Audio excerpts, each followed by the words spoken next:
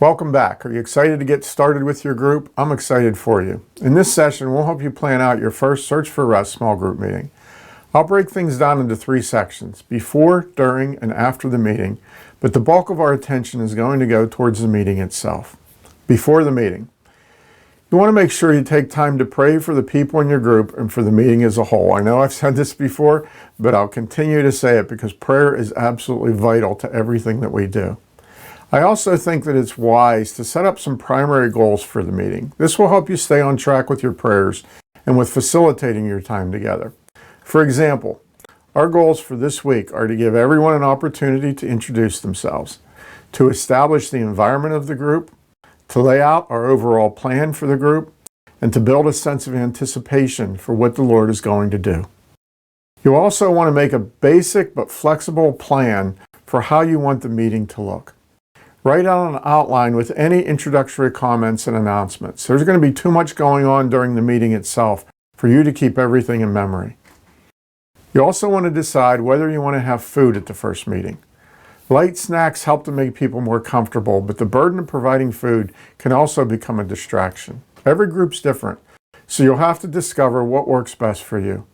If you take turns providing a snack, it can easily become a competition, so you're going to need to set some parameters. And of course, if the meeting is online, food will probably be more of a distraction than anything else.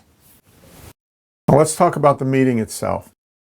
You'll begin with a welcome and introductions. You're going to want to provide an opportunity for small talk at the beginning of the meeting, but not too much. If your group members don't know each other, it's going to take a few weeks for them to get comfortable. Also, please remember that efficiency-minded people will likely view small talk as a waste of time. If you allow too much of it, you'll begin to lose their attention. So allow a little bit of small talk, but not a whole lot. Introduce yourself and the group title. Talk about your vision for the group as a whole.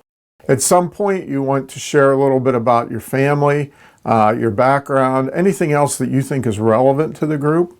At this point, you can either begin that process with everybody else, or you can say a prayer before you move on. At some point, you want to definitely open the meeting in prayer and kind of keep the focus on God as you take this process through. Now, when you ask them to introduce themselves, have them make personal introductions similar to your own. You can give them an opportunity to share why they joined the group or what they'd like to get out of it. Encourage them to take 3 to 5 minutes max, depending on the size of your group. You can also talk about the introduction to the Search for Rest, but beyond that, I wouldn't cover a lot of the content itself. I would save that for your next week. Now, whether you do an icebreaker activity or not is really at your discretion. It's a mixed bag. Some people love them. Others feel overwhelmed and they might be tempted not to return. You're just going to have to prayerfully seek out the best option of what you think works for your situation. Next, you're going to want to focus on creating a safe environment that is conducive for growth. One of the most important things you'll be doing at this first meeting is setting the tone. Whether you have males, females, or a combination of both in your group, creating a safe environment should be a top priority. People who are new to this type of activity can be anxious and fearful, and how this first meeting goes might determine whether they get more actively involved in church-related functions or whether they even pursue a relationship with God. You know, the truth is that even seasoned believers need a safe place to open up about their inner lives. Ours is a scary world with plenty of cruelty. People have been conditioned to avoid showing weakness or vulnerability, but healing and freedom come only as we bring our struggles into the light. So as a leader, you help to set the tone for the meetings and to establish the environment. Creating a safe environment begins with being open, vulnerable, and authentic yourself, to a degree, as far as the openness goes. You want to share enough of your personal challenges to give others the courage to bring their struggles into the light, but you don't want to overwhelm them if your issues are raw and painful. You also want to give the group time to get comfortable and to develop trust. There are always exceptions, but I found that as a general rule, people naturally begin to connect and develop trust by about the 3rd meeting. That doesn't mean they entrust each other entirely, but that's when the process kind of begins to get going. Now, your goal is not simply to instruct people or tell them how to live, but to draw them out for discussion and to empower them to minister to one another. So asking meaningful questions can be a huge help. but be careful not to put anyone on the spot this early in the process. Begin with questions that are non-threatening and go deeper as trust is built. It's also up to you to determine the ground rules for the group. So I'm going to share a few things that I might say at a first meeting. I might say, hey everybody, we're all here to learn, and group interaction is what helps that happen. We want everybody to have the opportunity to participate as they feel comfortable. We want you to have the freedom to give your opinions, but we also ask that you be sensitive to the fact that there are other people in the group, that you're not the only one here. Also, if you're new to the Bible or you're not familiar with its contents, we're not here to judge you. We're all here to learn. That's why we're here, is to learn, and everybody has to start somewhere. Don't be afraid to ask where something is located in the scriptures. I can tell you that over the years, I've certainly had my challenges in understanding the Bible or where everything is found. So it takes time for this to become something that we really lay hold of. Disagreeing with one another, and even with me, is absolutely fine, but we will not be argumentative. We will not go down that road. And we absolutely must treat one another with respect. That's non-negotiable. Please don't interrupt others to make a point. And we won't be talking about politics. I'm not saying that politics are unimportant. I'm just simply saying that they can easily distract us from what really matters in our group for what our purposes are. So we're just not going to go there. Now, if we start getting sidetracked a little too far, I'll bring us back. It's my job as a leader, so please don't be offended.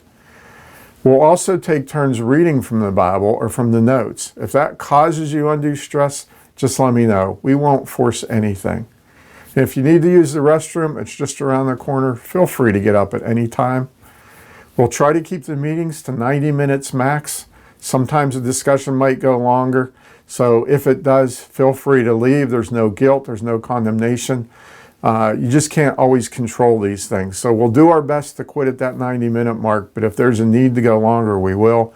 And you can be free to release yourself. I'll also talk about snacks. Do we want snacks at our weekly meetings? Every group, again, is different, so you're going to have to decide that. And then finally, I'll talk about confidentiality. I'll say something like, if we discuss anything of a sensitive nature, it needs to stay in this room. We've got to be able to trust one another. We've got to be able to open up. But there is an exception. And that exception is if you're sharing something that is really heavy or significant, I might need to go to our church leadership about this. Or if it involves legal issues, I might need to go to the authorities. So what I'm offering you is not absolute confidentiality, but I am telling you that we will have a high degree of trust in our group. Now, along these lines, I'll also say that if you're using an online format, you'll need to talk about whether or not you want to record the meetings. Honestly, I would encourage you not to. My reasoning is that if you're recording things, it's really going to limit people and what they're willing to say. They're not going to be as honest, and so you want to be careful about that. During this time, you also want to lay out your basic plan for the meeting, along with your expectations for those in the group. Establish what to read in the book and when to read it. Reading a chapter a day is probably going to be the best approach for this series. Encourage them to make their own peace journals, to take notes, or to highlight significant ideas that they find in the book. Provide guidance for following the peace steps if you decide to make them a priority. That's really going to depend upon your group.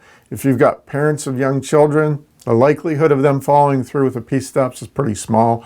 So making it a focus might just create more of a burden for those folks. You also want to encourage them to pray for one another. And you want to encourage them to attend consistently. This is vital for building trust and for getting the full value from the group. Now I want to say just a few things about after the meeting, a few things that you can do that will help keep the momentum moving forward for your group. Number one is thank the Lord for how He's working. If you are praying in faith, you can be sure that God is answering those prayers. They may not be evident. You might not be able to see His hand at work, but He is working. And thankfulness is an expression of faith that just opens the door for God to work in even greater ways. You also want to review your goals and your plan to see how you did, to see if there are any basic changes that you need to make to the structure of the meeting. The idea is you just want to stay abreast of things and adjust as you go. You also want to be sure to follow up on any promises that you might have made during the meeting. One of the quickest ways to destroy trust is to fail to follow through on something that you tell somebody you want to do or that you will do. So if you make a promise, if you make a commitment, follow through on it. You want to surrender any burdens to God. As you deal with people and their issues come to light, their struggles come to light, it's very easy for us to begin to carry the weight of that on our own shoulders. And that's probably one of the worst things that we can do. It might sound responsible, but really it's prideful.